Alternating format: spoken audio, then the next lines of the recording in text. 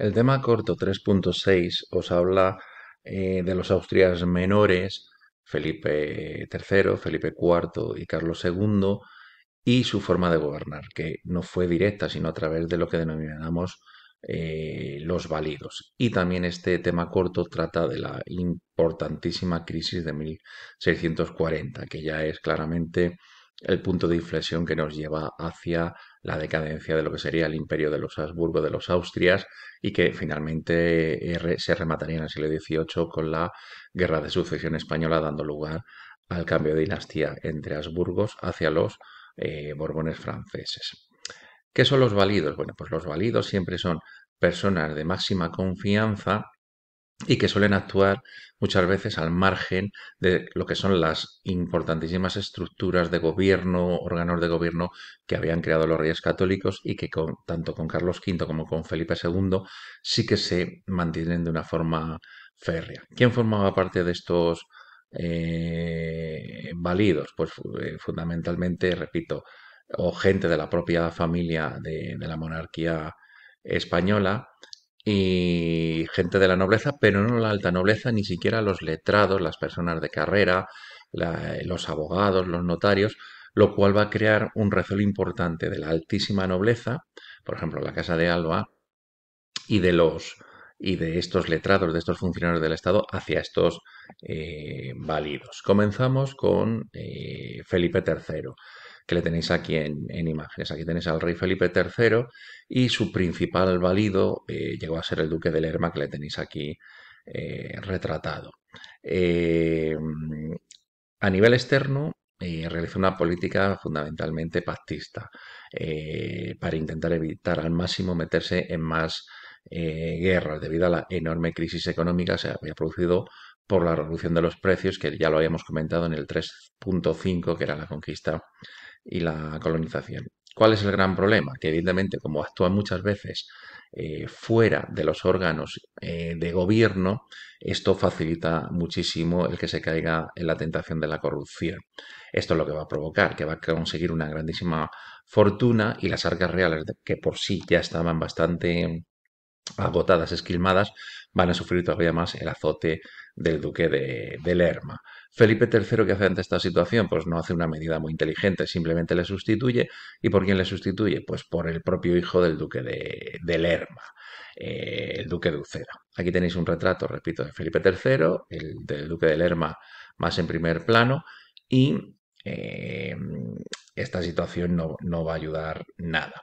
¿Qué destacamos de estos válidos de Felipe III? Pues fundamentalmente la expulsión definitiva de los moriscos en 1609, sobre todo por una grandísima influencia de Margarita de Austria, la reina. La reina tenía un recelo absoluto hacia los moriscos, un recelo que hoy en día sería claramente definido como racista, y existían rumores de que el Imperio Otomano, los turcos estaban conspirando también a favor del rey de Francia para intentar acabar con el Imperio de los Habsburgo. Unido a este recelo, a este odio o racismo de la reina Margarita de Austria, se llegó a crear la orden de expulsar a los 300.000 moriscos. Valencia, Andalucía, Extremadura, Castilla y Aragón. Evidentemente, no fue nada positivo. Aquí tenéis el decreto de expulsión, una copia del año 1613, aunque repito, la orden viene desde 1609. ¿Qué nos va a provocar? Pues claramente cae en picado la artesanía, que es a lo que se dedicaban buena parte de estos moriscos, todo el tema de la agricultura, sobre todo la agricultura de regadío que ellos habían creado a través de las norias, las acequias, todos los productos hortícolas, todos los productos frutícolas caen y volvemos hacia una agricultura más dependiente de los cereales, a la típica tríada mediterránea que nos habían traído los griegos y los romanos hacia milenios. El comercio, el pequeño comercio también decae.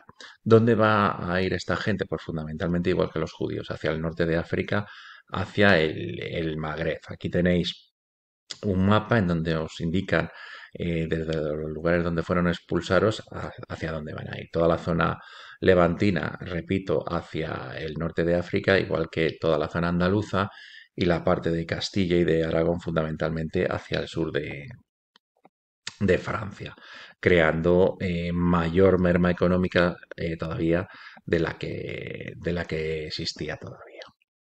Aquí tenéis a ese duque de Uceda, ese hijo del duque de Lerma, que no mejoró tampoco la situación. Con Felipe IV, que aquí le tenéis retratado por el propio Velázquez, su encargado del tesoro del rey y amigo personal. Y este va a ser su válido, el conde duque de Olivares. El conde duque de Olivares tenía un proyecto gigantesco que él denominó el Gran Memorial, que era volver a tener un prestigio internacional por parte de los Habsburgo de España. Consiguió todo lo contrario, una tremenda crisis que va a ser la de 1640. Igualmente, igual que el duque de Lerma, va a esquilmar las arcas, y aquí tenéis un ejemplo. Este palacio es el palacio que él mismo se manda construir. Esta fotografía, que es la puerta de entrada al patio de armas, es justo esta parte de aquí. Y para que os hagáis un poco una idea del tamaño, este es el palacio de la duquesa de Alba, del palacio de Liria, que es también de un tamaño importante. Esto se encuentra en la zona de la calle Princesa, cerca de la Plaza de España. Pues simplemente comparar si el palacio de la duquesa de Alba, la que falleció recientemente, era un señor palacio y cabe perfectamente en el patio de armas del conde duque de Olivares, pues imaginaros. Este palacio, por cierto, lo podéis visitar hoy gratuitamente, ya que se trata de un centro cultural municipal, que es el Centro Cultural Conde Duque. Pues bien, este hombre, a través del Gran Memorial, pretendía crear el concepto de unión de armas, que era reclutar soldados tanto de Castilla, de Aragón y de otras partes de las posesiones españolas para hacerse cargo de todas las guerras de religión a las que estaban siendo sometidas la corona de España al enfrentarse contra los protestantes, los hugonotes, los calvinistas, los anglinistas.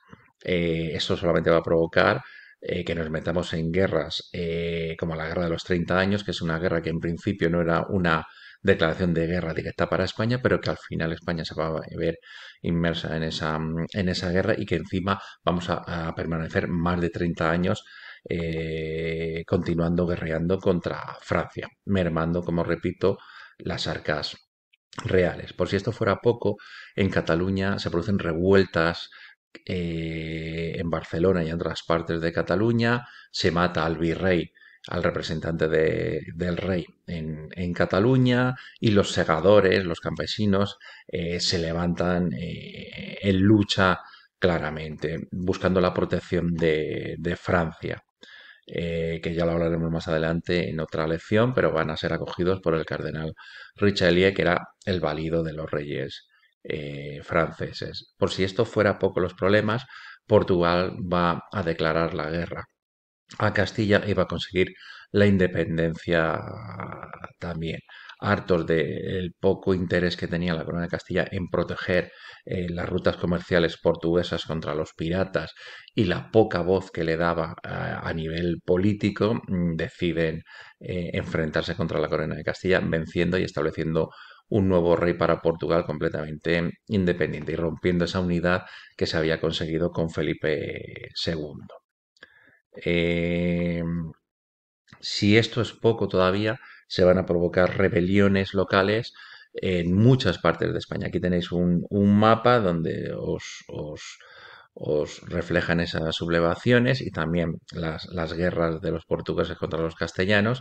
Destacamos fundamentalmente la Revolución de Vizcaya, la de Andalucía, y en Italia la de Sicilia. Esta situación va a terminar realmente mal y provocando ya una merma en lo que sería ese poder político de los reyes que claramente se ven que están dominados por los válidos. Intentó imponer una unidad legislativa en todos los reinos, cosa que lo único que va a provocar es ese enfrentamiento de los catalanes. Es verdad que el conde de Duque de Olivares intentó, respecto a Felipe III, recortar los gastos de la corona, pero no fue suficiente, creando un proteccionismo económico, apoyando al sector textil, al industrial, pero, repito, no fue lo suficiente.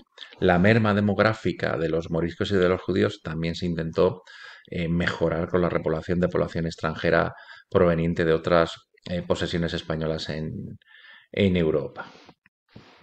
Y pasamos a los válidos de Carlos II. Carlos II, que como sabéis se le denominó popularmente el hechizado, un rey enfermizo, un rey que tuvo muchos válidos, como su propio hermano bastardo, el hermanastro Juan José de Austria, que era una persona muy respetada, el jesuita, el padre Nízar, que era el confesor de su propia madre, y, y que se va a ver claramente ya la incapacidad de poder gobernar.